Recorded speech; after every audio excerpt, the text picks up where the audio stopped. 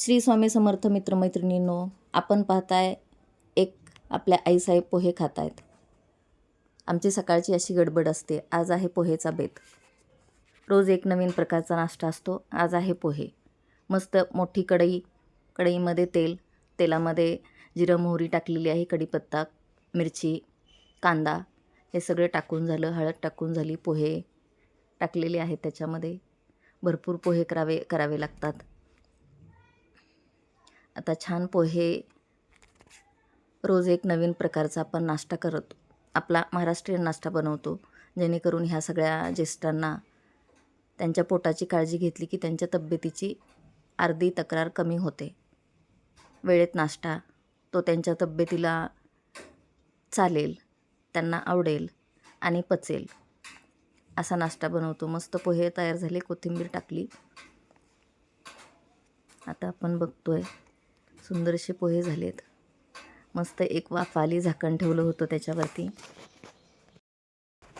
मित्रमैत्रिणींनो, तुम्ही तुमच्या वाढदिवसासाठी किंवा लग्नाच्या ॲनिव्हर्सरीसाठी, मुलांच्या वाढदिवसासाठी अशा वेगवेगळ्या कारणांसाठी तुम्ही सूर्योदय वृद्धाश्रमात नाश्ता किंवा एक वेळेचं जेवण किंवा एका दिवसाचं जेवण स्पॉन्सर करू शकता.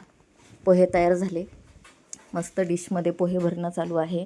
छान बारीकसे पोहेंवर टाकली. आता हे सगळे पोहे डिश भरलेल्या एकेका आजी आजोबांना आपण द्यायला जाणार आहोत. खरं तर पूर्ण व्हिडिओ काढायला कधीच वेळ होत नाही, कारण हे सगळं करणं आणि व्हिडिओ काढणं हे काही जमत नाही सगळं. आता आपण चाललो आहे आजी आजोबांना पोहे द्यायला.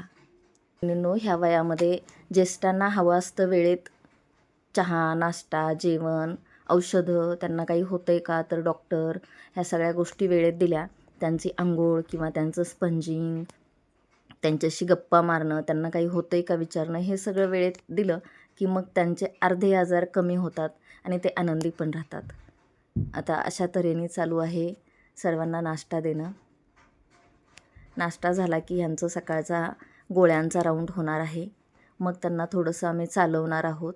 काही जणांच्या आंघोळी झालेल्या आहेत, काही जणांच्या राहिलेल्या आहेत, कारण त्यांच्या तब्येतीप्रमाणे आम्हाला ते ॲडजस्ट करावं लागतं. आज आमच्याकडे नवीन आजी आलेल्या आहेत.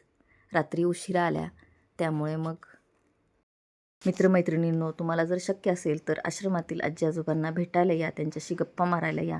आणि आम्हाला आश्रम चालवताना नेहमीच मदतीची गरज लागते, तर तुम्हाला जी शक्य असेल ती नक्कीच तुम्ही आम्हाला मदत करा. धन्यवाद.